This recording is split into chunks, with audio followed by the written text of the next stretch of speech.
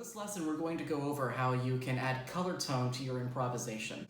The chords that are in this backing track are E minor, G major, D major, and C major. You can of course play E natural minor the whole way through. Nothing wrong with that at all. Here are a couple of ways how I would personally improv on this chord progression. If we look at the third measure, we get a D major chord.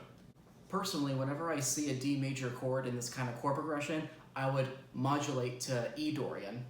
The Dorian mode is the second mode of the major scale, so E Dorian is the second mode of D major.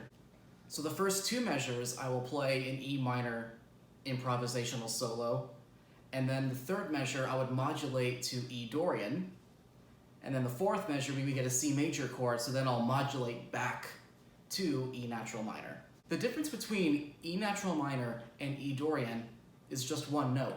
Here's natural minor, and here's E Dorian. So the flat 6 in E minor is going to be sharpened from C to C sharp. Here's the flat 6. Now we're going to sharpen that 6 to C sharp. That then becomes our E Dorian mode. And since I want to emphasize E, I would play an E minor 7 arpeggio, and that's basically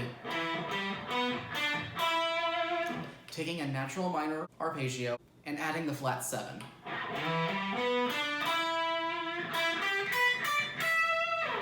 Also, when improvising in this mode, I would suggest you use the sharp 6 that we talked about earlier. The C sharp note, if I were to play a minor 7 arpeggio,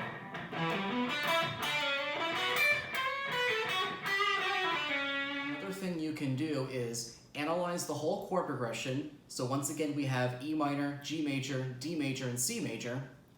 D major shares the same chords as E minor, G major, and of course, D major.